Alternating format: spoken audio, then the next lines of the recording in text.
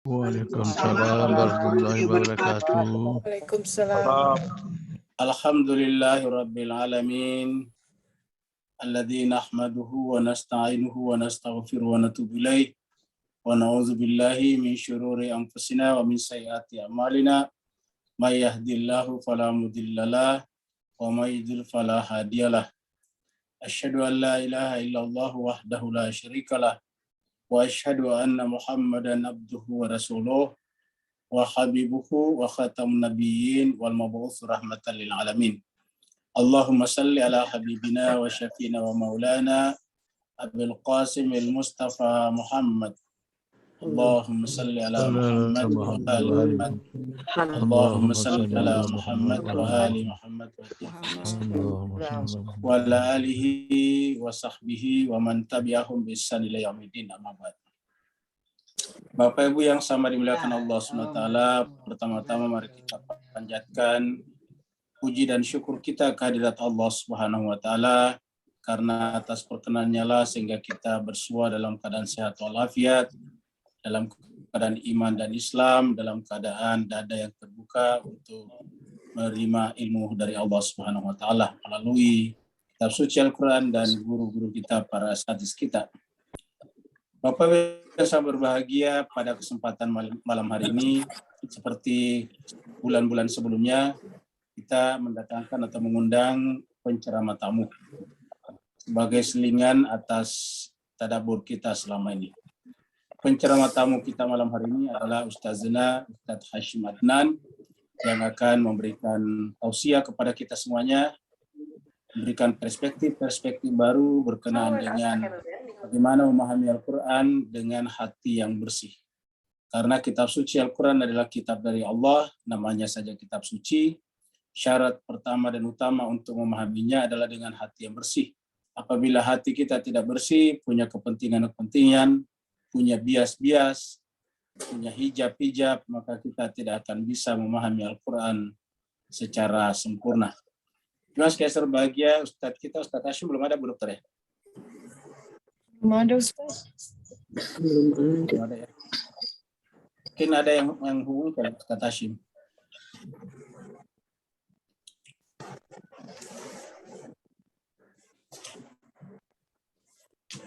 Ada yang bisa hubungi Ustadz Hashim, siapa tahu di antara Bapak Ibu sekalian yang punya nomornya atau apa. Bu Harni.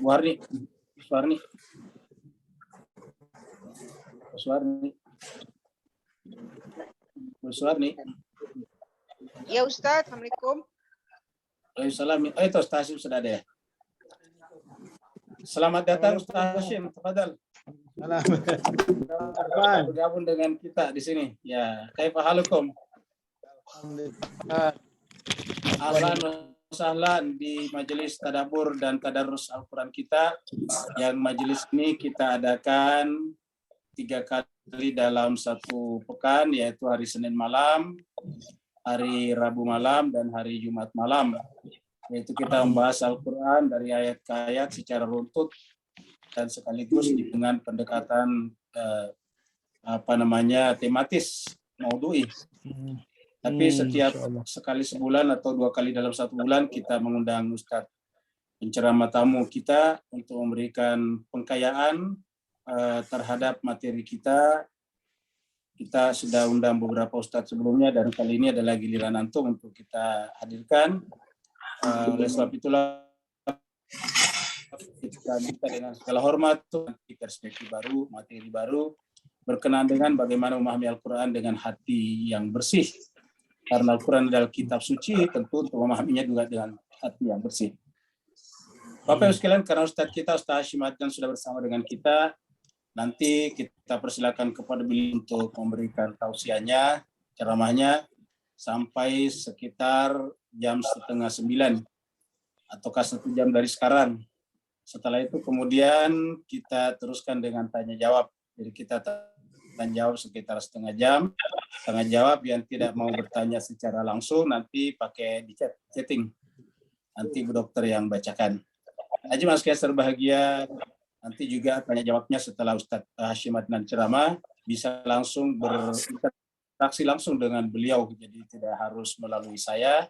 Jadi nanti begitu selesai beliau ceramah bisa langsung mengajukan pertanyaan-pertanyaan. Baik, Bapak Ibu sekalian, kita masuk pada materi inti kita, yaitu ceramah utama dengan tema memahami Al-Quran dengan hati yang bersih, dengan Ustazuna Ustadz Hashim Adnan. Kepada Ustadz Hashim, Fadal Al-Quran. Ustadz. Ya, baik, terima kasih. Assalamualaikum warahmatullahi wabarakatuh. Waalaikumsalam warahmatullahi wabarakatuh. Bismillah, alhamdulillahirabbil alamin, wa sallallahu ala Muhammadin wa alihi at-thayyibin at-tahirin wa ashabihi al-mayamin. Yang sama-sama kita muliakan guru kita semua, Ustaz Rusli Malik. Atadallah umurahu, insyaallah, semoga Allah subhanahu wa ta'ala panjangkan dan memberikan kesehatan, insyaallah, sehingga senantiasa memberikan faiz ilahiyah kepada kita semua, insyaallah. Ibu-ibu bapak sekalian yang saya muliakan, pada kesempatan malam ini saya mendapatkan suatu kehormatan untuk sama-sama mentadabburi Al-Quran yang sebenarnya juga merupakan suatu kewajiban kita sebagai seorang muslim, sehingga Allah Subhanahu wa taala menyindir ataupun mencibiri kita bila kita tidak merenungkan Al-Quran, bahkan dianggap sebagai orang-orang yang memiliki hati yang terkunci. Afala yatadabbaruna al-Quran am ala qulubin aqfaluha. Tidakkah mereka merenungkan Al-Quran? Meskipun adalah ungkapannya seolah-olah merupakan satu nada pertanyaan, tetapi merupakan satu sindiran kepada kita sekalian bahwa kenapa kita tidak merenungkan Al-Quran. Karena itu menjadi suatu kewajiban kita sebagai seorang muslim untuk merenungkan Al-Quran, memahami sebagai buku panduan hidup kita.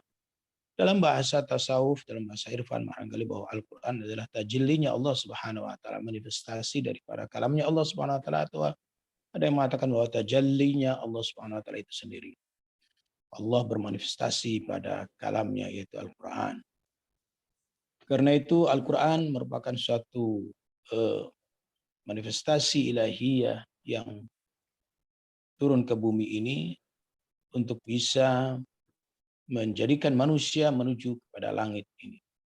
Dan kalau kita lihat di dalam ayat Al-Quran ini bahwa afala yatadabbaruna Al-Quran, kemudian setelahnya ada kata-kata am ala qulubin aqfaluha. Artinya bahwa orang-orang yang tidak merenungkan Al-Quran, jauh daripada Al-Quran, mereka adalah orang-orang yang hatinya terkunci. Karena itu dalam ayat yang lain Allah Subhanahu wa taala mengatakan khudhu ma atainakum biquwwah. Ambillah Al-Quran ini, peganglah Al-Quran ini dengan kuat.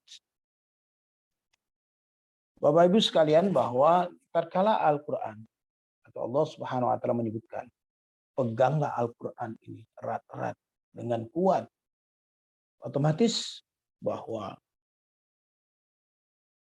Al-Quran tidak saja dipegang secara bahasa.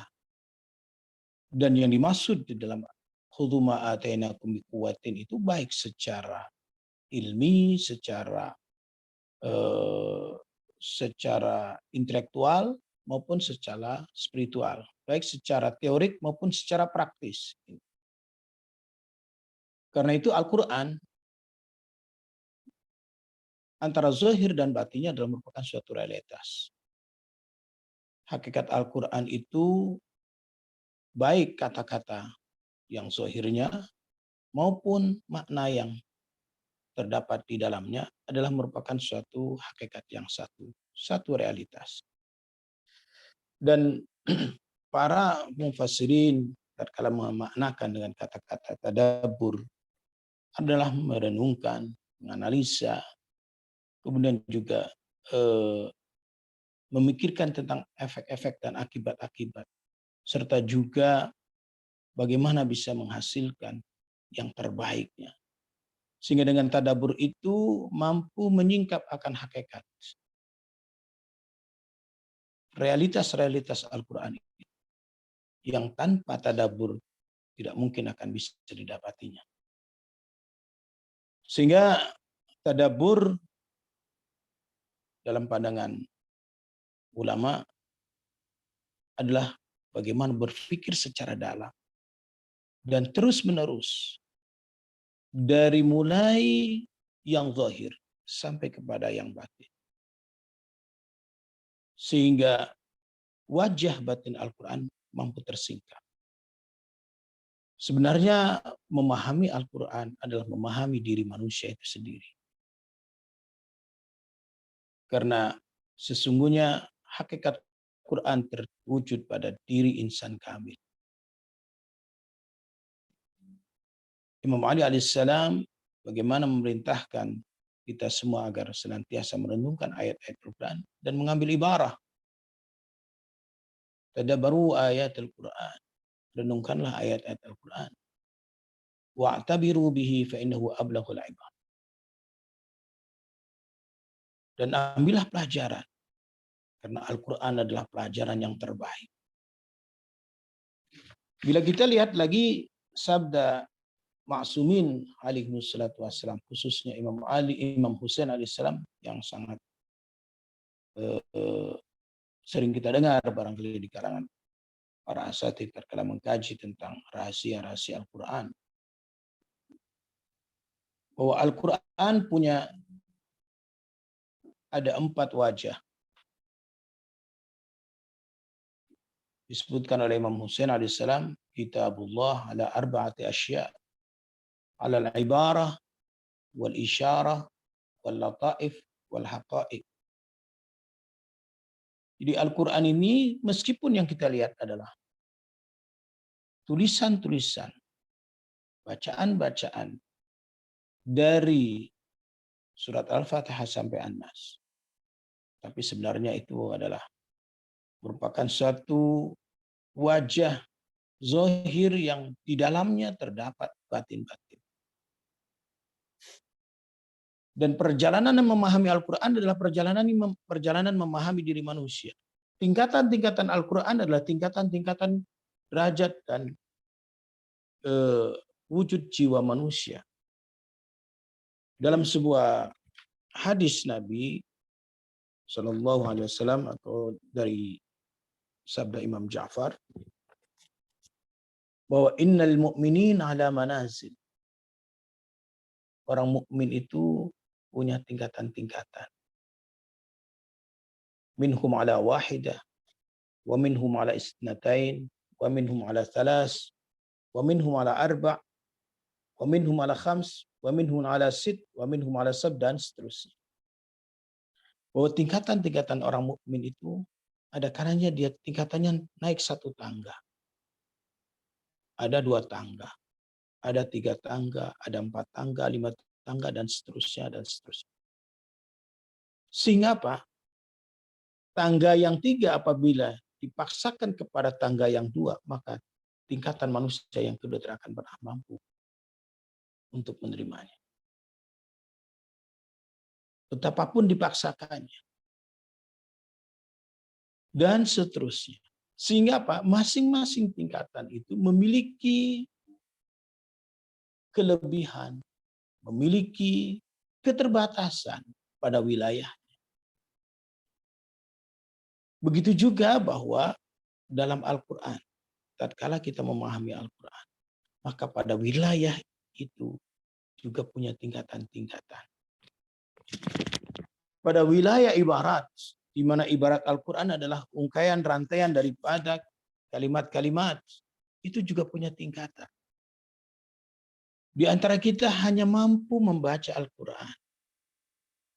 Di antara kita ada yang sudah lagi lebih tinggi lagi, bukan saja membaca Al-Quran. Dan dari membaca Al-Quran juga punya tingkatan-tingkatan. Ada yang tingkatannya fasih, ada yang tingkatannya biasa, ada yang masih terbata-bata. Kemudian naik lagi, ada yang sudah tingkatan tinggi lagi. Bahkan dari sisi suara pun lebih indah. Dan masing-masing tingkatan itu juga punya kelebihan-kelebihan. Sehingga para ma'sumin alaihi wassalatu wassalam menganjurkan tatkala membaca Al-Quran perlu dengan suara yang merdu. Diupayakan dengan suara yang merdu yang Allah berikan kepada kita. Makanya apa? Bahwa memahami Al-Quran dengan hati Artinya bahwa Al-Quran tidak bisa sekedar dipahami dengan sudut pandang intelektual yang kita miliki saja. Kemampuan rasio yang kita miliki saja. Dengan segala teori-teorinya. Dengan segala kaidah-kaidahnya. Kata Imam Ja'far Shadiq, bahwa orang yang memahami kitab Al-Quran hanya terfokuskan kepada ibarat. Yang ibarat itu juga terfokuskan pada teori-teori, pada gramatika, dan lain sebagainya, maka dia tidak akan pernah menemukan hakikatnya. Padahal juga untuk bisa mendapatkan hakikat Quran, itu juga harus memahami gramatika, bahasa Arab itu sendiri, bahasa Al-Quran itu sendiri. Tapi orang yang terfokuskan segala daya pikirannya hanya mengotak-atik kalimat Al-Quran semata, dari sisi keindahannya semata, dari sisi kandungan-kandungan yang secara ilmiah semata, maka dia tidak akan pernah menemukan hakikat Quran. Itu kata Imam Ja'far Shadiq alaihissalam.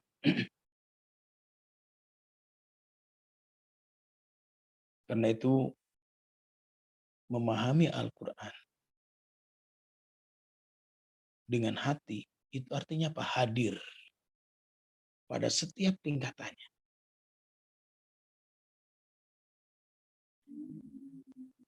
Ulama ada memberikan suatu tahapan-tahapan di dalam memahami Al-Quran.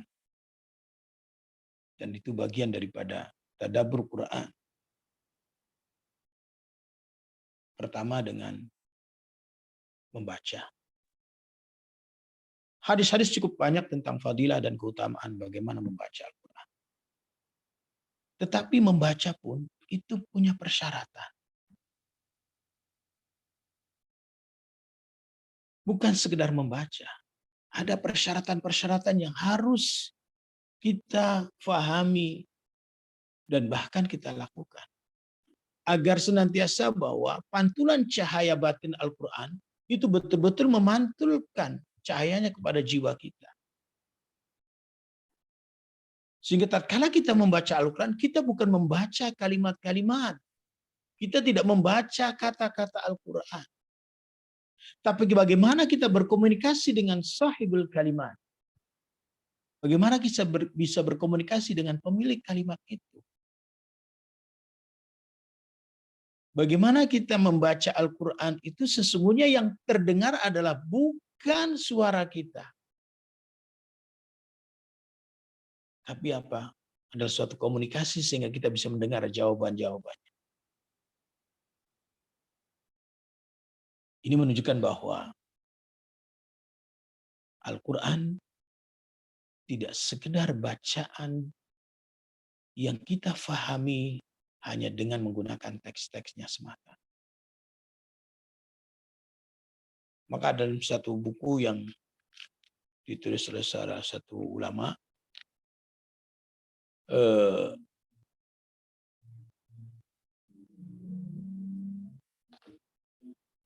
saya ada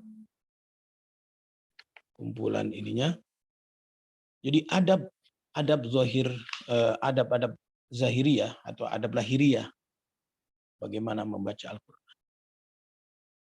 Kalau tidak salah juga Ibnu Sina punya kajian khusus tentang bagaimana membaca Al-Quran. Ada satu bab. Di antaranya adalah bahwa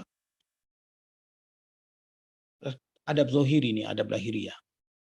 Jadi kalau kita mau membaca Al-Quran, kita wudu. Itu sudah jelas. Tapi tatkala kita berwudu, kita tahu enggak kita sedang mau melakukan apa? Apa sekedar kita mau membaca Quran saja?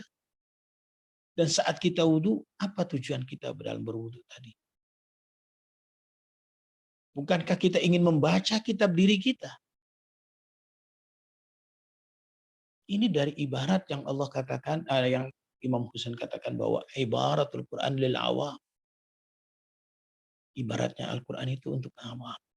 Tetapi bagaimana untuk bisa memasuki wilayah ibarat yang itu untuk orang awam. Bukan untuk orang khusus, untuk orang awam. Maka kita setelah ambil air wudhu, kita duduk menghadap kiblat, kita hadirkan diri kita, kemudian kita cium Al-Quran. Ini termasuk adab-adab yang kemungkinan seringkali kita saksikan jarang sekali yang memperhatikan adab-adab ini.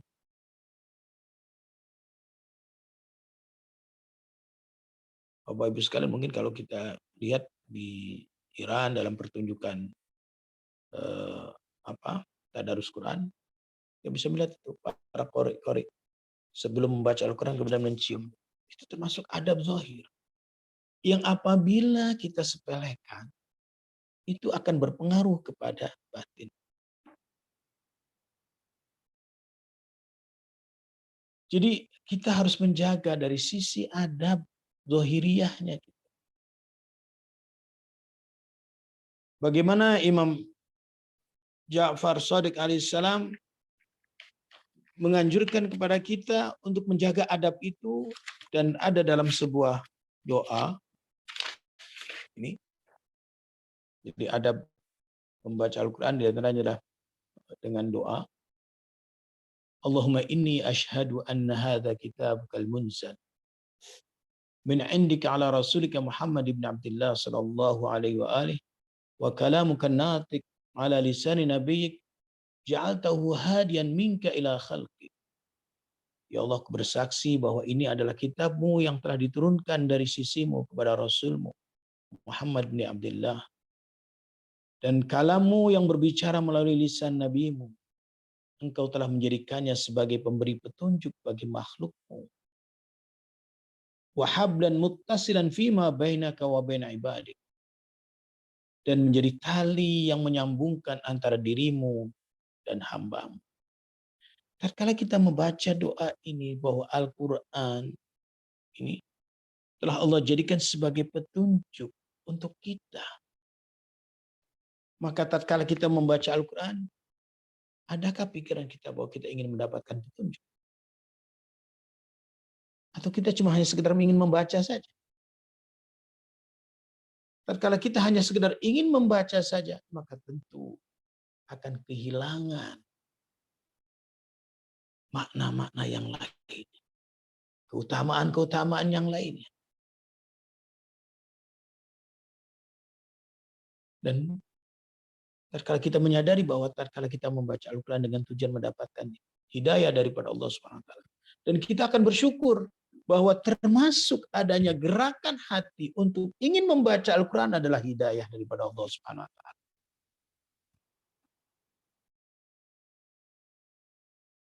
Dan sebagaimana dikatakan di sini bahwa sebagai penghubung tali antara hamba dengan Allah Subhanahu wa taala. Berarti apa? Kita di dalam doa ini diajarkan untuk senantiasa melatih berkomunikasi dengan Allah Subhanahu wa taala.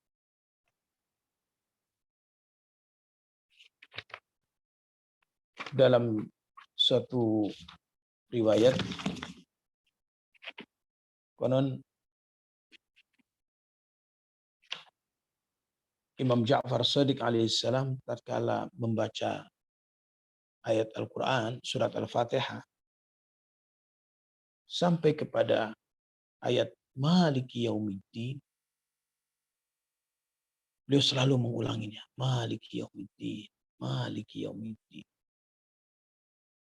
Sampai kepada satu titik di mana penyingkapan akan hakikat Quran telah tersaksikan oleh dirinya, bahwa dia seolah-olah mendengarkan bahasa yang memiliki Quran ini, bahasa yang mengatakannya, bahasa yang memfirmankannya. Sehingga tatkala ayat Al-Quran memanggil ya ayyuhalladzina amanu, maka para imam maksum alaihissalam mengucapkan labbaik. Hei orang-orang yang beriman, dia ucapkan labbaik. Ini untuk menunjukkan bahwa para maksumin dan orang-orang salihin tatkala membaca Al-Quran hadir bukan dalam wilayah ibarat semata.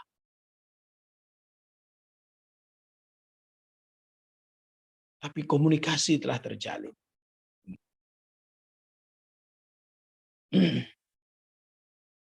Karenanya, Bu Bapak sekalian,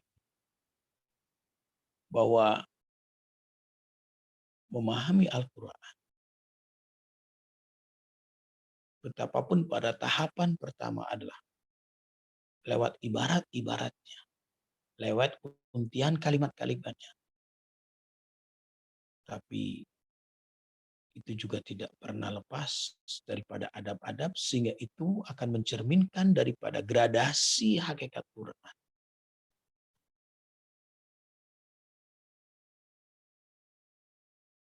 Ini yang pertama. Jadi tingkatan-tingkatan memahami Al-Quran itu pertama, pahami dahulu bahasanya. Dengan apa? Dengan cara menganalisa, juga kemudian dengan akhlak. Yang selanjutnya adalah tikrar, mengulang.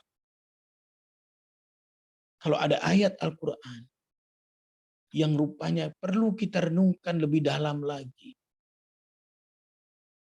Tatkala Al-Quran mengatakan wa fi anfusikum afala tubsirun.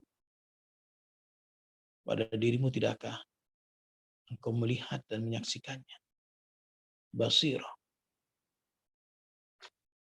Artinya apa? Ayat ini memerintahkan kita untuk menyingkap diri kita. Siapa diri kita? Maka diulang. Sampai kepada kehadiran hati. Maka tentu akan tersingkap. Jadi itu tahapan yang kedua, bahwa untuk memahami Al-Quran dengan hati yang bersih, maka ada tahapan-tahapan awal. Yang ini masuk bagian daripada ibaratul Quran. Yang kata Imam Husain alaihissalam, ibaratul Quran lil awam. Ibaratnya Al-Quran adalah untuk orang-orang awam. Orang awam itu siapa? Orang awam itu bukan orang yang tidak bisa baca Quran. Orang awam itu bukan lagi disebut orang yang artinya apa? Masih belum bisa memahami Al-Quran, masih belum bisa menerjemahkan Al-Quran. Tidak, sudah bisa menerjemahkan Al-Quran pun masih dikategorikan sebagai al-awam.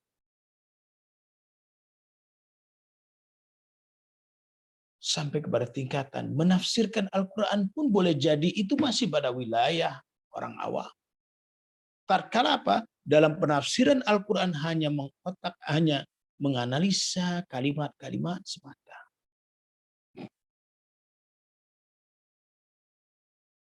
Ibaratul Quran lil awam. Karena itu syarat yang ketiga atau tingkatan yang ketiganya adalah bahwa tatkala kita membaca Al-Quran, memahami Al-Quran, kita harus yakin, punya keyakinan bahwa Al-Quran adalah kitab hidayah yang akan memberikan petunjuk kepada kita. Sebagaimana tadi dalam doanya Imam Ja'far As-Shadiq, ja'altahu hadiyan minka ila khalqik. Kau jadikan Al-Quran ini sebagai petunjuk darimu kepada makhlukmu.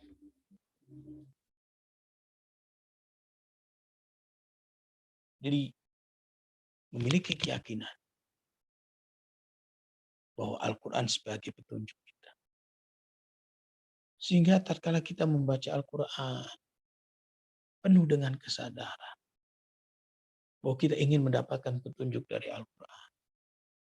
Agar Al-Quran bisa menyinari hati kita. Sehingga bisa memasuki pada tahapan-tahapan berikutnya. Tatkala dikatakan ibaratul Quran lil awam, maka harus masuki kepada isyarat akan makna-makna yang terdapat di dalamnya. Karena itu di sini disebutkan bahwa Sebagaimana tingkat Al-Quran bertingkat-tingkat pemahamannya, bahwa Al-Quran itu memiliki hakikat batin, yang batinnya lagi memiliki batin lagi, maka orang mukmin pun memiliki derajat, tingkatan-tingkatan, sebagaimana tingkatan-tingkatan Al-Quran. Yang tingkatan antara yang satu dengan yang lain berbeda-beda. Jadi kalau dalam riwayat disebutkan bahwa at-turuq ilallah bi'adadil khalaik, jalan menuju Allah itu sejumlah seluruh para makhluk, maka jalan untuk memahami hakikat Al-Quran dan tingkatan-tingkatan Al-Quran, maka sesuai dengan darajatul makhluk. Sehingga antara seorang guru dengan murid pun belum tentu memiliki kesamaan. Boleh jadi seorang guru di bawah pengetahuannya, di bawah hakikatnya daripada murid. Mengapa? Karena guru hanya mengajarkan ibarat. Ini. Kembali lagi bahwa selanjutnya bahwa syarat ataupun tingkatan dalam memahami Al-Quran ini adalah memiliki kesadaran akan pentingnya memahami makna-makna ayat.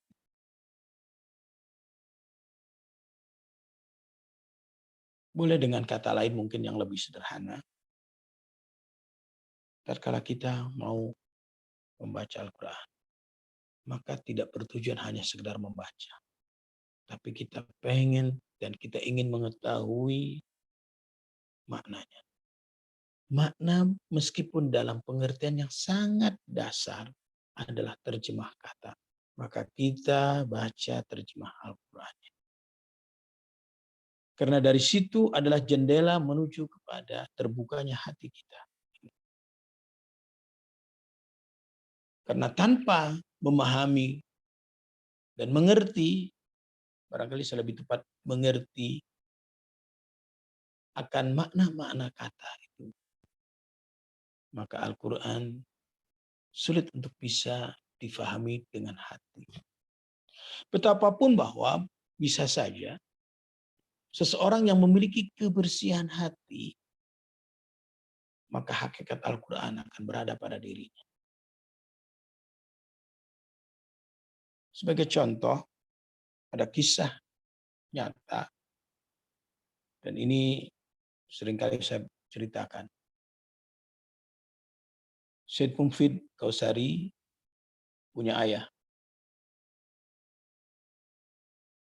Ayahnya menceritakan kepada beliau ini bahwa di Iran, di suatu kampung, di sana ada seorang petani yang sangat sederhana sekali dan saleh.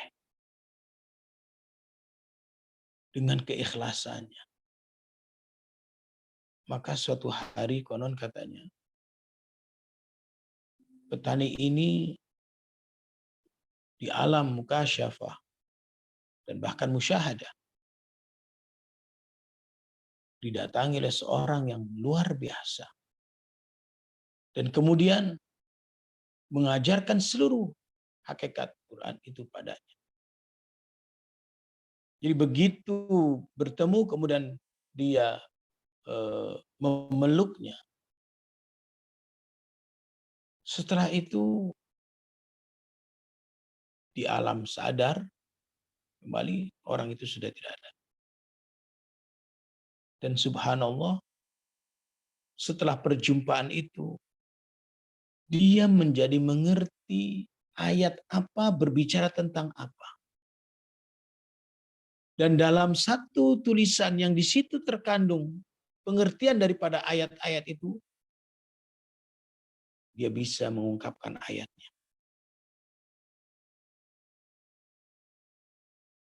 Meskipun dia tidak belajar di dunia pendidikan formal dengan belajar gramatika bahasa Arabnya yang mungkin bagi kita sangat sulit sekali. Tapi kebersihan hati ternyata mampu menembus itu.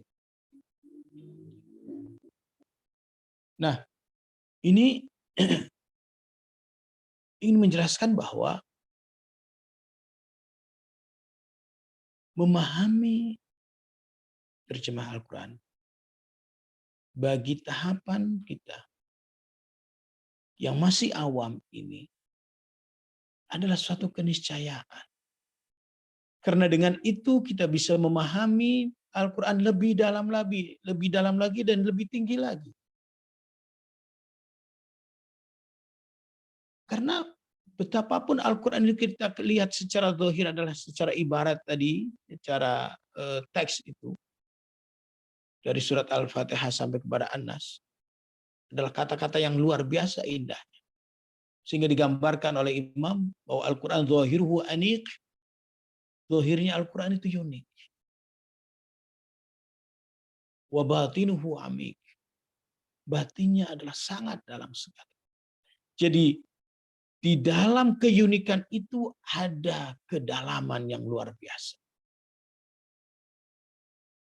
Dan itu perlu adanya tadabbur yang terus-menerus. Makanya tadi bahwa afala yatadabbarunal Qur'an itu bentuknya adalah bentuk mudhari', continuous.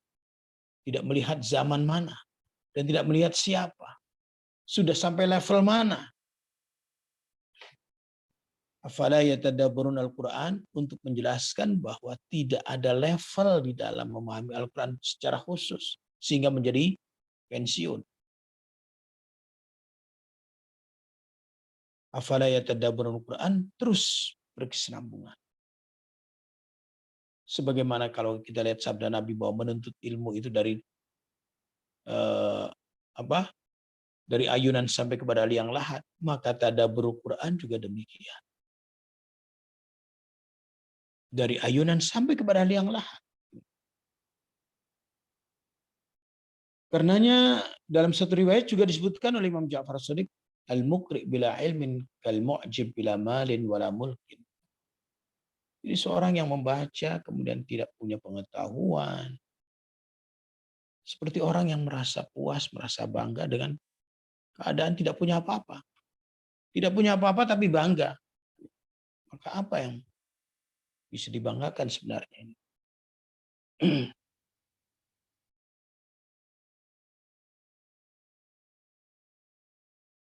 Bapak Ibu sekalian yang saya muliakan, terkait dengan memahami Al-Quran dengan hati yang bersih. Al-Quran menyebutkan bahwa la yamassuhu illal mutahharun.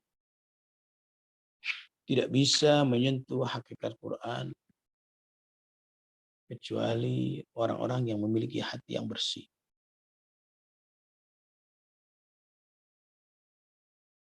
Hanya orang-orang yang memiliki hati yang bersih, yang mampu bisa menyingkap tentang apa yang dikatakan oleh Imam Husain alaihissalam pada 4 level Al-Quran itu. Dan inilah apa yang dikatakan oleh Imam Ja'far alaihissalam, wallahi laqad tajallallah li khalqi fi kalamihi walakin la yubsirun.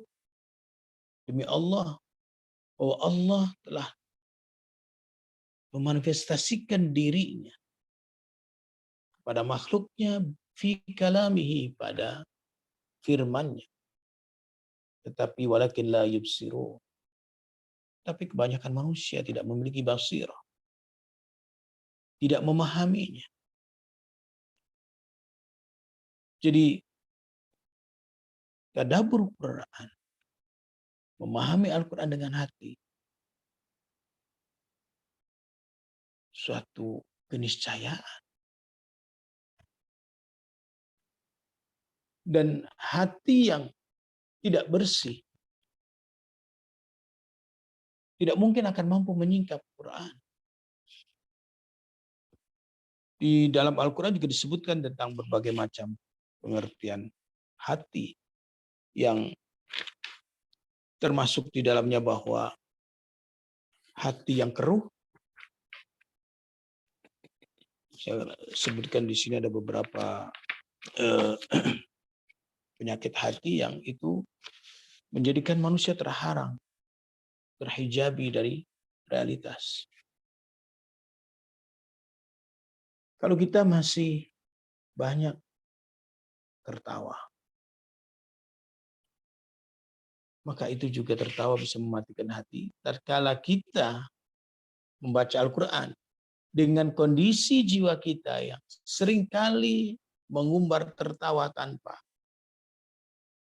suatu alasan, tanpa bahkan tertawa itu sebenarnya suatu bentuk ekspresi dari perasaan jiwa manusia.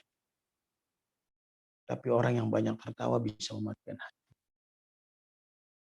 Karena itu tertawa pun ada akhlaknya. Nabi SAW itu tertawanya hanya tersenyum. Disebutkan dalam suatu riwayat, jullu dhihkihi at-tabassum. Jadi klimaknya Nabi kalau sudah senang itu, maka tersenyum. Sedangkan kita kan tidak. Kalau senang tertawa ya terbahak-bahak. Nah, ternyata dalam pandangan orang-orang sufi, keadaan seperti itu adalah dapat mematikan hati. Kalau hati sudah mati, maka membaca ayat-ayat ilahi menjadi hanya sebatas dalam untian kata-kata semata. Selanjutnya juga disebutkan banyaknya makan. Itu juga dapat mematikan hati. Orang yang himmahnya hanyalah sekedar untuk memenuhi kebutuhan perutnya saja, kata Imam Ali. Man kana hammuha butunuha faqimatuha ma yakhruju minha. Jadi orang yang segala pikirannya tercurahkan hanya untuk membesarkan perutnya saja, maka nilai seseorang itu persis sebagaimana apa yang keluar dari perutnya.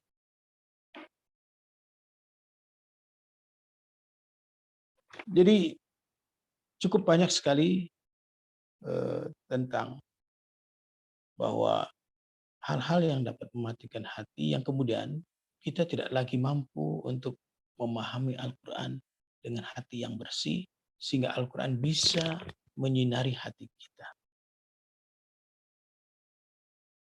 Padahal kalau kita lihat para ulama begitu menaruh perhatian penuh kepada Al-Quran. Karena disebutkan bahwa Mullah Sadra dengan karya-karyanya di bidang filsafat yang luar biasa. Beliau mengatakan dalam pendahuluan buku tafsirnya dalam surat Waqiah, saya sangat banyak membaca buku-buku para filosof. Sehingga seolah-olah saya adalah orangnya yang ahli di dalam filsafat. Tetapi setelah sedikit mendapat kesadaran, adanya basirah dalam hati saya, bahwa ternyata diriku kosong dari ilmu-ilmu realitas, dari ilmu-ilmu hakikat. Maka pada akhir hayatku, aku berpikir aku akan hibahkan sisa-sisa usiaku untuk merenungkan Al-Quran dan riwayat-riwayat ma'sumin alaihimussalatu wassalam.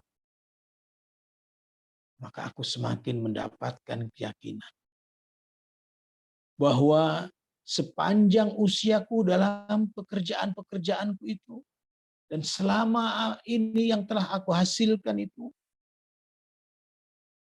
adalah sia-sia. Bayangkan, Mullah Sadra sebagai seorang filosof dan banyak menelaah buku-buku dan juga memiliki teori-teori dalam filsafatnya, Beliau katakan sia-sia seluruh usia.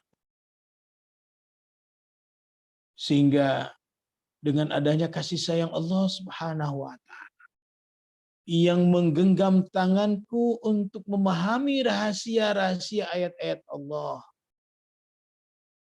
maka aku mulai mentadaburi Al-Quran dan menafsirkannya. Bayangin, sekelas Mullah Sadra yang luar biasa dalam teori-teori filsafatnya. Dan beliau masih belum menumpahkan dan mencurahkan seluruh perhatiannya kepada Al-Quran. Menganggap seluruh perbuatan-perbuatannya dianggap sia-sia. Terus perbuatan kita seperti apa? Kalau Mullah Sadra saja menganggap seluruh karya-karyanya yang begitu luar biasa di bidang filsafat, sebelum menghibahkan dirinya untuk menekuni Al-Quran, dianggap sia-sia. Terus bagaimana dengan usia kita? Bukan sia-sia lagi kita. Tidak tahu ada istilah apa lagi yang bisa kita katakan. Begitu juga seorang arif, Faid Kashani, beliau katakan bahwa banyak buku yang telah saya tulis. Risalah-risalah telah beliau tulis. Tetapi tidak satu ilmu pun yang dapat mengobati penyakit kegelisahanku dan kehausan akan cahaya ilahi. Maka aku mencemaskan tentang keadaan diriku. Untuk itu aku kembali kepada Allah Subhanahu wa taala dengan memberikan dan menghibahkan sisa-sisa usiaku melalui memperdalam Al-Quran, merenungkan Al-Quran dan riwayat-riwayat para ma'sum.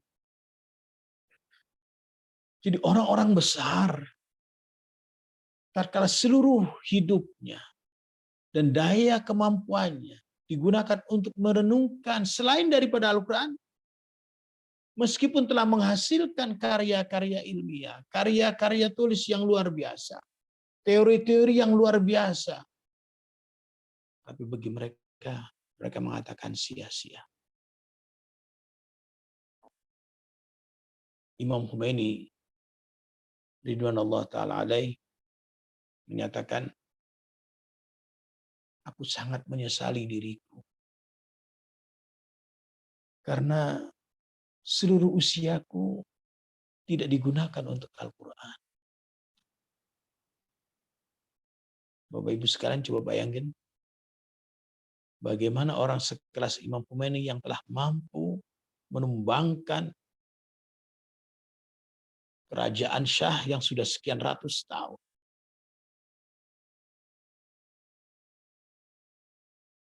Dan beliau mengatakan, sangat menyesal telah menghaburkan usianya.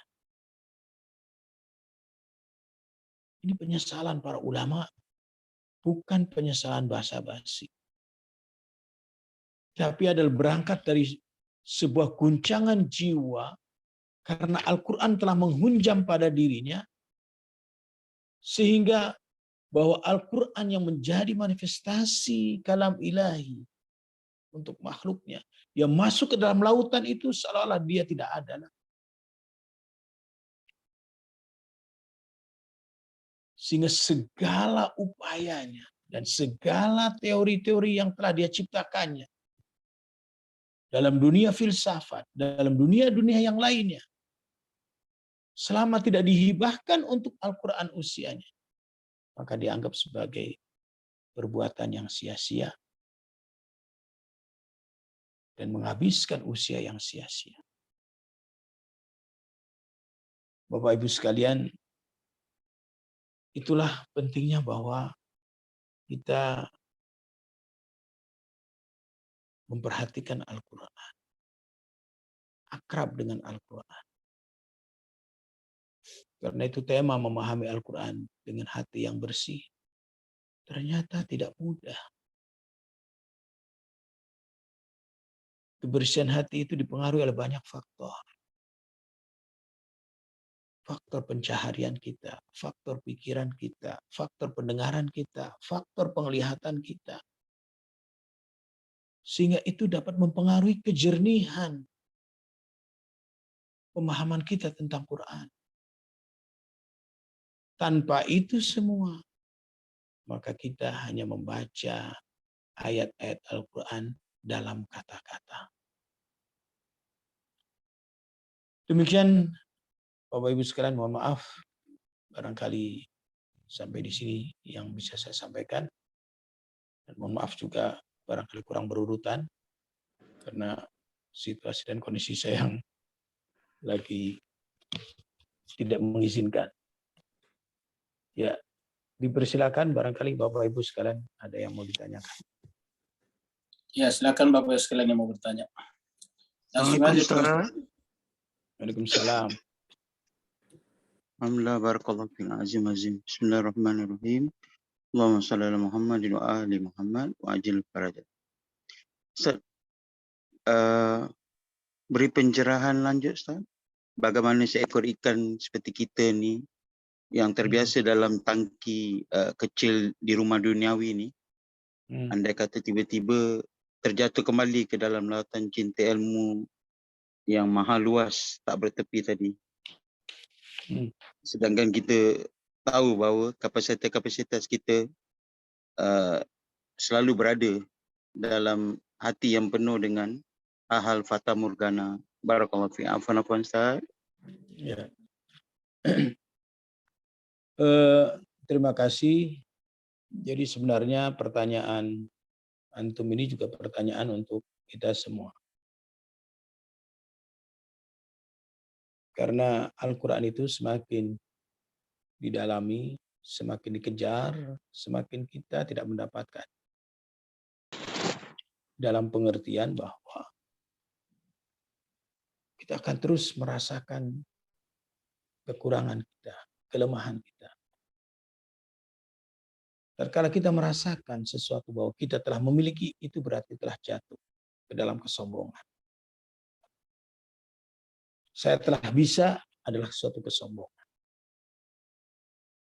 Justru tatkala kita memahami Al-Quran, bagaimana Al-Quran menjelaskan perintah tadabbur itu tidak terbatasi oleh usia.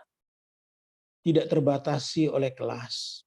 Apakah dia kelasnya adalah kelas orang-orang yang belum bisa membaca Al-Quran, sudah bisa membaca Al-Quran, sudah bisa menerjemahkan Al-Quran, sudah bisa menafsirkan Al-Quran, sudah bisa menyingkap Al-Quran. Kata Imam Ali, Al-Quran zahiruhu anik wa batinuhu amik.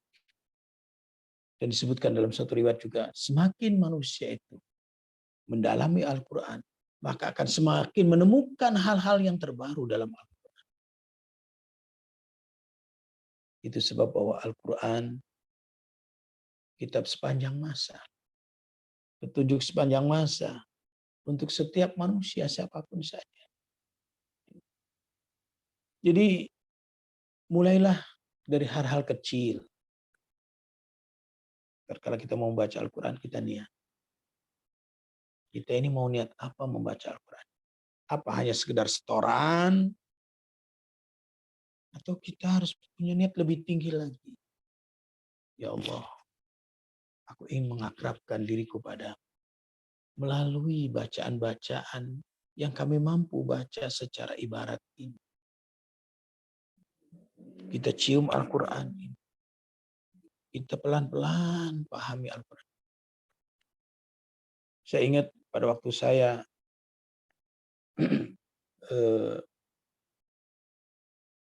bersama teman-teman satu kelas saya pergi ke tempatnya Ayatullah Makarim Syirazi.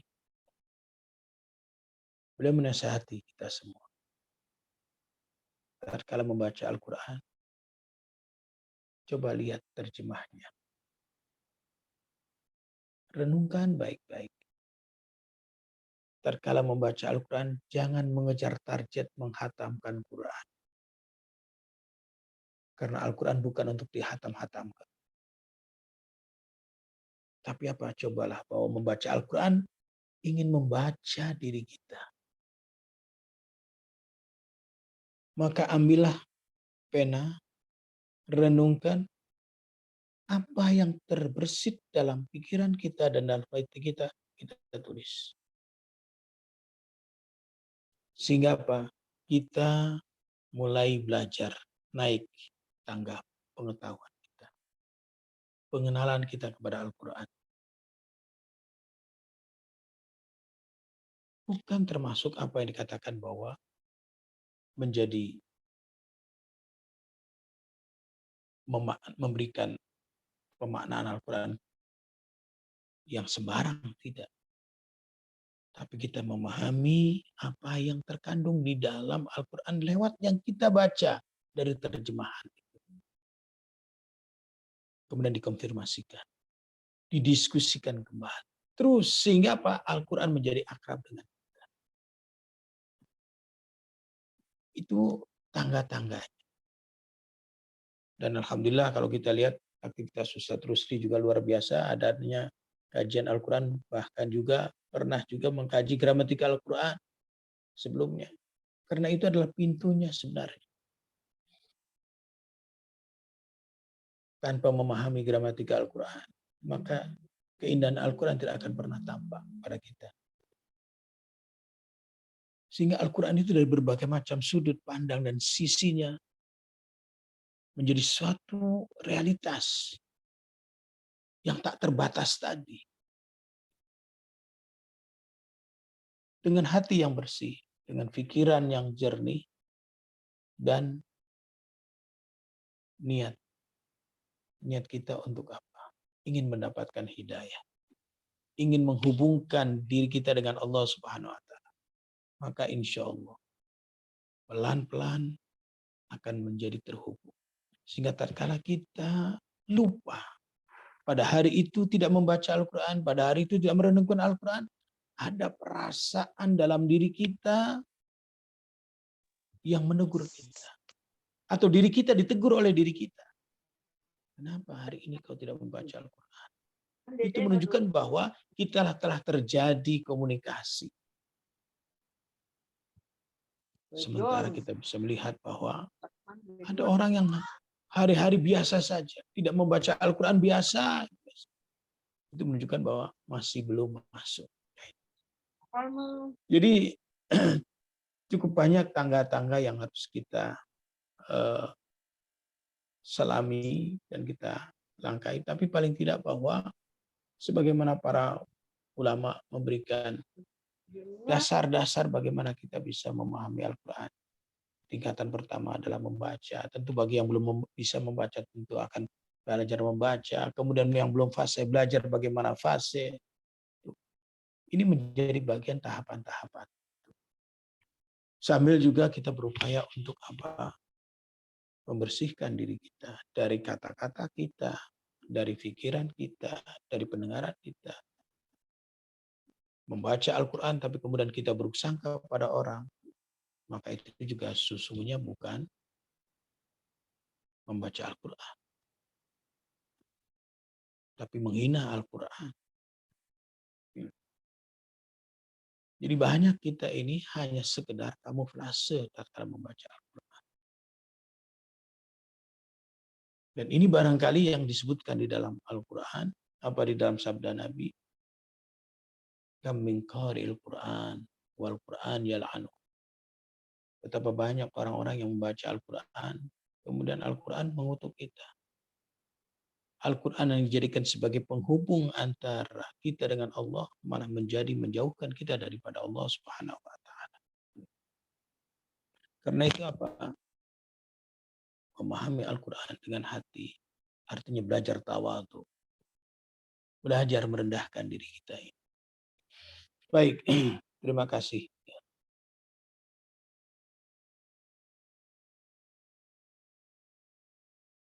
Silakan. Ini.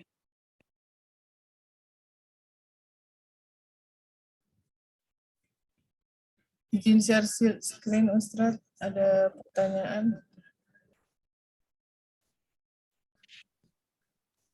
Ya, Silahkan Ustaz.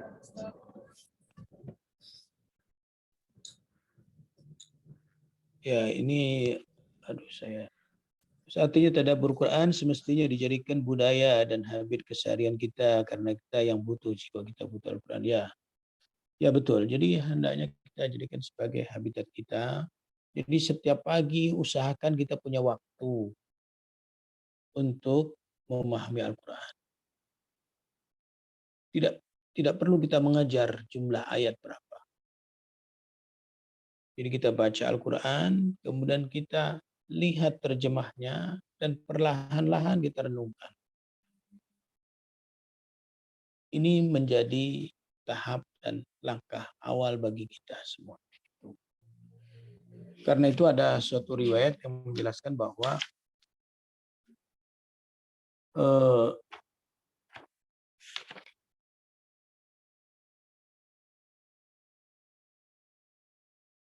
Imam Ja'far Shadiq alaihissalam memerintahkan kita untuk membaca Al-Quran, bahwa innal Quran la yaqra hadarmatan. Jadi jangan membaca Al-Quran yang penting asal cepat selesai. Tetapi harus tartil, kata Imam Shadiq alaihissalam. Walaikin yurattal tartila. Fa idza mararta bi ayatin fiha dzikral jannah. Kalau kamu membaca Al-Quran, di situ ada ayat-ayat Al-Quran yang tentang surga. Faqif indah. Berhenti sejenak. Renungkan. Al-Quran berbicara tentang surga. Kira-kira surga untuk siapa? Untuk orang-orang solehin. Untuk hamba-hamba Allah yang beribadah. Yang seperti apa yang ibadahnya. Sehingga Al-Quran berbicara tentang surga ini untuk mereka. Direnungkan. Kemudian kata Imam, wasallallahu azza wa jalla jannah. Kemudian kita juga memohon kepada Allah, ya Allah, anugerahkan surga itu kepada kita. Tapi bukan berarti bahwa anugerahkan surga itu kepada kita itu lantas kemudian tiba-tiba Allah melimpahkan surga. Artinya apa? Bahwa amaliyah. Orang-orang solehin yang Allah janjikan dengan surga tadi, itu kemudian kita mendapatkan pencerahan. Sehingga kita bisa melakukan apa yang dilakukan oleh orang-orang salihin itu. Yang selanjutnya, wa idza mararta bi ayatin fiha dzikran nar. Kalau kamu baca Al-Quran, kemudian di situ disebutkan tentang neraka. Faqif indah. Berhenti sejenak. Renungkan tentang neraka itu. Siapa penghuninya? Apa sebab-sebabnya? Setelah kita tahu, wa ta'awwad billahi minan nar. Kita berlindung daripada Allah Subhanahu wa taala agar dijauhkan dari neraka. Artinya apa? Dijauhkan dari perilaku-perilaku orang-orang yang mendapatkan neraka itu. Nah, ini artinya bahwa tatkala kita membaca Al-Quran, kita renungkan. Jadi itulah yang diajarkan Imam Ja'far Shadiq, bagaimana kita untuk mentadabburi Al-Quran sehingga menjadi habitat bagi kita. Dan orang-orang solehin yang telah memasuki dunia ini, dunia Quran, tentu akan merasakan keasyikan tersendiri. Kenyamanan, ketenangan, kerinduan, dan lebih manis daripada manisnya madu. Mengapa? Karena dia telah menyingkap dan telah menyelami hakikat keindahan Quran dan kelezatan Al-Quran. Sebagaimana kita dengar ceritanya para urafa, orang-orang solehin yang sholat, bagaimana indahnya dan bagaimana manisnya ibadah. Sehingga jangankan ketinggalan 4 rakaat. Ketinggalan 1 rakaat saja dalam sholat itu dirasakan sebagai bentuk wujud neraka yang dialami. Karena apa? Lezatnya munajat dan ibadah pada Allah Subhanahu wa taala tidak bisa kemudian digantikan dengan hal-hal yang lain. Ya. Demikian. Ikhwan. Ya. Assalamualaikum Silakan yang Ustaz. Assalamualaikum. Assalamualaikum warahmatullahi wabarakatuh. Izinkan saya soalan yang kedua Ustaz. Afwan. Barakallahu fiik. Ya. Azim. Bismillahirrahmanirrahim. Wassalamualaikum Muhammad wa ali Muhammad.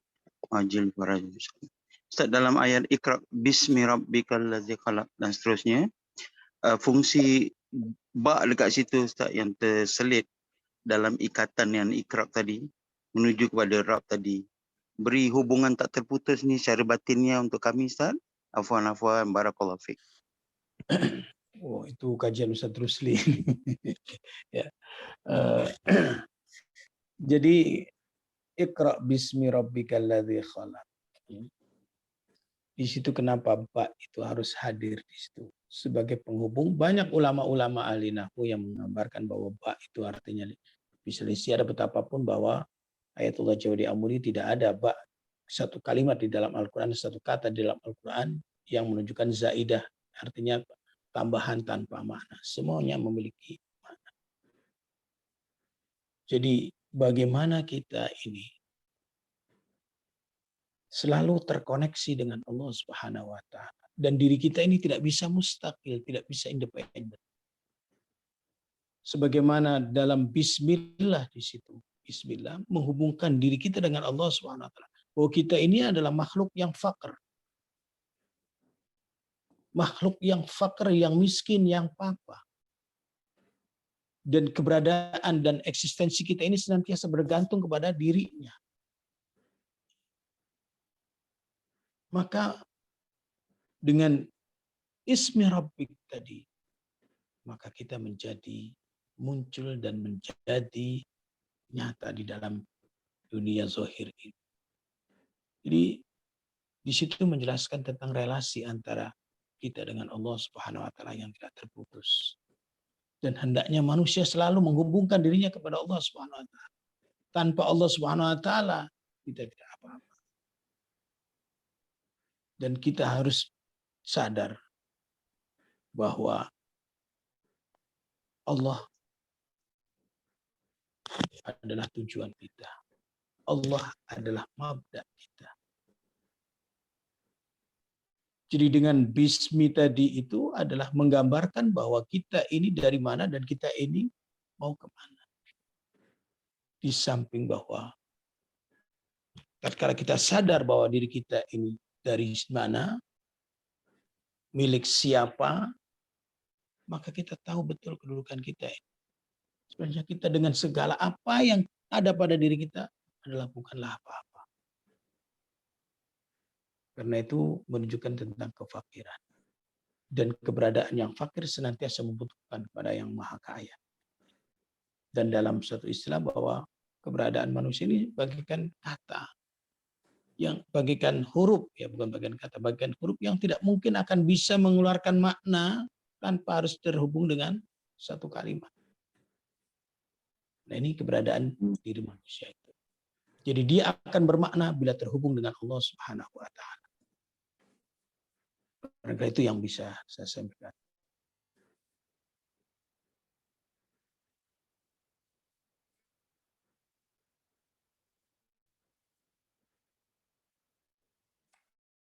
Silakan Bapak sekalian yang masih mau bertanya.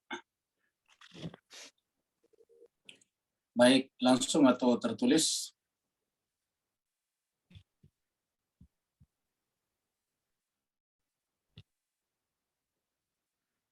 Masih ada? Kalau di kolom teks sudah tidak ada, Ustaz. Bismillah. Baik. Ya, silakan. Ini apa yang sebagai besar kita paham tentang Bismillah, Ustaz, ya? Kalau kita terjemahkan mana dengan Bismi itu akan kita pahami dengan apa tuh? Nama Allah, Ustaz, ya? Dan kenapa tak Billah, Ustaz? Langsung dengan Allah gitu. Apa Ustaz? Oke. Ustaz? Banyak PR Ustaz Rusli ini. Ya.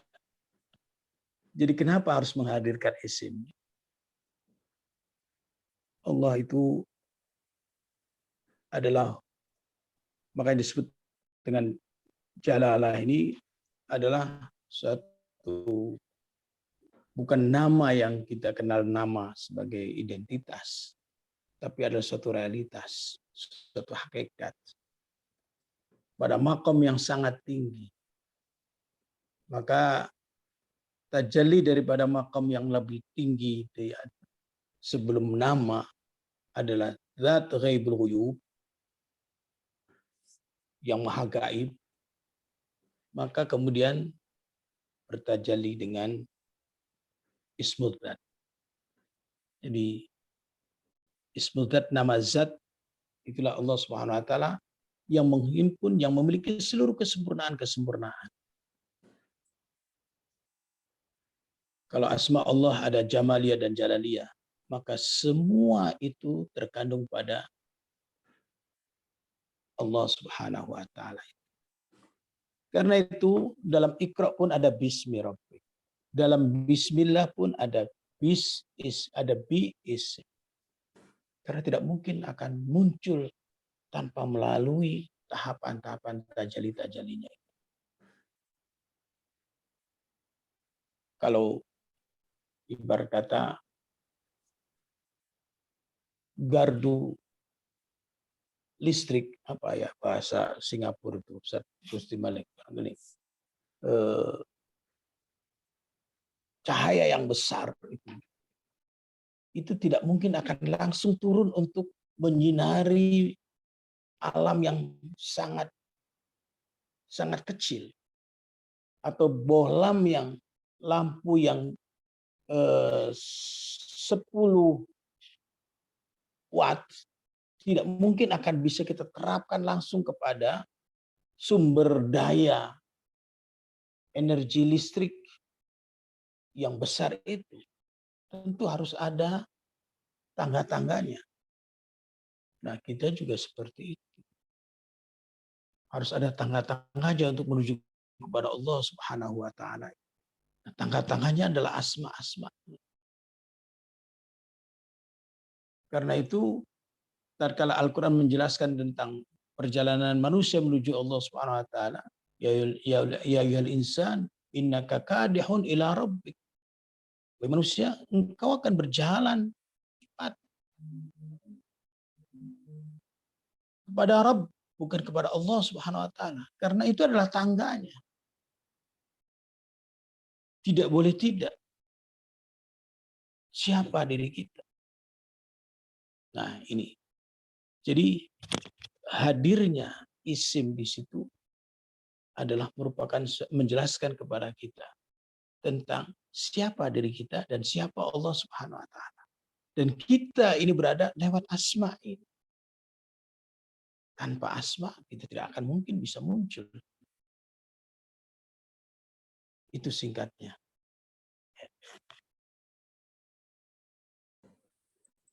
Ada lagi Bapak Sekalian, silakan, masih ada kesempatan. Assalamualaikum Ustaz. Waalaikumsalam warahmatullahi wabarakatuh. Silakan. Izin mohon maaf. Saya hanya mau kembali ke tadi ada ayat yang Ustaz tadi nukil ya dari surah Al-Waqiah gitu ya. La yamassuhu illal mutahharun. Ini mungkin sesuai dengan tema kita malam ini ya, memahami Al-Quran ya. Tapi saya tidak masuk sebelum sampai ke situ, Ustaz ya. Mohon dielaborasi lah maksud saya.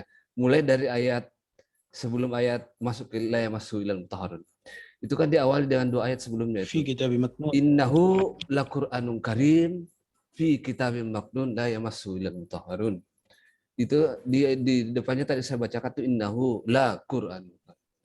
Itu kan didahului dengan huruf taukid ya. Dua-duanya gitu. Innahu terus ada la Qur'an, la di situ kan. Itu kan taukid juga semua itu. Terus selanjutnya itu fi kitabim maknun. Dalam kitab yang sangat terjaga gitu. Wah, barulah masuk ke la yamassuhu illal mutahharun. Mohon dielaborasi Ustaz. Mohon izin, Pak. Ya. Assalamualaikum warahmatullahi wabarakatuh. Waalaikumsalam warahmatullahi wabarakatuh. betul bahwa tatkala saya kutip tadi ayat terakhir wala yamassu ilal mutahharun, ini menggambarkan bahwa Al-Quran memiliki hakikat dan hakikat Quran itu tidak bisa digapai realitasnya oleh manusia-manusia yang kotor. Itu sebelumnya ayat itu menjelaskan innahu laqur'anun karim. Ini juga taukid. Innahu juga bentuk taukid. Laqur'an juga sungguh. Ya, Quran itu benar-benar amat mulia. Fi kitabin maknun. Dalam kitab yang tersimpan sangat dalam. Artinya bahwa Al-Quran memiliki realitas, hakikat. Kalau kita belajar ulumul Quran, turunnya Al-Quran ada yang disebut dengan daf'i dan tadriji. Al-Quran turun secara spontanitas dan juga secara bertahap. Para ulama menjelaskan bahwa Al-Quran yang turun, yang ada sekarang ini yang kita baca itu adalah Al-Quran yang tidak spontanitas, tapi yang secara bertahap selama 20 tahun atau selama 22 tahun. Dan itu menyesuaikan dengan keadaan-keadaan di mana dibutuhkan Al-Quran turun. Tetapi ada Al-Quran yang turun secara spontanitas. Dan itu adalah hakikatul Quran. Dan hakikatul Quran itu tidak punya kata-kata dan tidak punya suara. Karena itulah hakikat. Dan itu yang bisa menyingkapnya tentang kitab maknun tadi, hakikat Quran. Karena hakikat Quran bukan bacaan. Ini adalah orang-orang yang memiliki jiwa yang suci. Jiwa yang bersih. Para mufassirin yang menyebutkan adalah para malaikat. Dan di sebagian mufassir kita juga menyebutkan bahwa para malaikat juga masuk dan para maksumin alaihissalatu wassalam dan orang-orang yang memiliki hati yang suci. Penyingkapan terhadap alam maknun tadi ini berdasarkan dan sesuai dengan tingkatan-tingkatan kesucian jiwa manusia itu. Maka terkala diri kita ingin memahami Al-Quran, maka kita juga harus suci. Suci perbuatan kita, suci pikiran kita, suci mata kita, suci telinga kita, suci niat kita. Sehingga kita memasuki pada alam-alam batin Al-Quran di mana disebutkan bahwa innalil Quran zahran wa batnan. Al-Quran itu punya zahir dan punya batin. Dan batinnya lagi punya batin lagi sampai pada 7 tingkatan batin. Maka itu akan terselamat. Dan hakikat batin Quran itu adalah tashkik, gradasi. Nah, ini kitab maknun. Sehingga apa? Bahwa tidak mudah kita untuk bisa menyelami Al-Quran yang disebut di dalam Al-Quran ini fi kitabim maknun. Dan menjelaskan juga bahwa Al-Quran itu realitasnya bukan yang terbaca saja. Karena Al-Quran yang terbaca tidak perlu lagi mutahharun. Adanya mutahharun untuk menunjukkan bahwa ada sesuatu yang tersembunyi yang harus disingkap. Dan mas itu artinya apa? Bahwa betul-betul manusia harus memiliki kesiapan. Sehingga bisa tersingkap bagi dirinya alam realitas tadi. Ada tingkatan-tingkatan realitas Al-Quran itu bagi diri seorang pesuluk atau seorang yang membaca Al-Quran. Tatkala terdapat perubahan dalam jiwanya yang tadinya hobi bermaksiat berkurang menjadi maksiatnya. Maka itu sesungguhnya telah menyelami batin Quran. Yang tadinya sering mengguncing orang, kemudian dia bertaubat, berkurang mengguncingnya, maka itu sudah menyelami batin Quran. Yang tadinya dengki pada orang, kemudian berkurang bahkan hilang, maka itu juga bagian daripada efek daripada realitas batin Quran. Jadi jangan kita menggambarkan bahwa memasuki dunia Al-Quran itu kemudian seolah kita berada di alam apa, alam kerajaan tah berantah. Ya dari nilai-nilai dan dari realitas batin yang bisa merubah jiwa kita itu. Yang tidak tadinya tidak empati kepada orang, kemudian kita empati pada orang. Siapa yang menggerakkan itu? Itu adalah hakikat Quran yang menggerakkannya. Ini. Apalagi kalau kita katakan bahwa para maksumin adalah wujud Al-Quran yang nyata. Quranun natik. Maka untuk memahami para maksumin itu juga dibutuhkan hati yang bersih. Sekedar menemui dan mengetahui maksum secara wajhan biwajhin, secara lihat kasat mata kita, tidak menjamin bahwa kita telah mengenal maksum. Abu Lahab, Abu Jahal itu sudah berhadapan dengan Rasulullah. Tapi bagaimana? Dia tidak mampu menyingkap batin Rasulullah itu pada diri. Jadi menyingkap batin Al-Quran punya tahapan. Di antaranya apa? Mampu merubah jiwa kita. Dari keadaan tidak baik kepada keadaan baik. Dan jiwa kita ini akan dipengaruhi oleh 3 tahapan dari perbuatan-perbuatan kita. Pertama, tahapan hal. Tahapan hal suatu keadaan yang boleh jadi dia akan berubah-ubah situasi dan kondisi. Terkadang punya sensitif yang besar, terkadang juga berkurang. Jadi ini juga menjadikan suatu tahapan. Makanya Syed Kamal Haidari tatkala menjelaskan tentang bagaimana karakter manusia itu bisa tercipta sehingga bisa menjadi mengeras, bahkan menjadi suatu realitas dari suatu perbuatan buruknya. Ada 3 tahapan. Hal, malakah, dan kemudian mencapai makam dzat.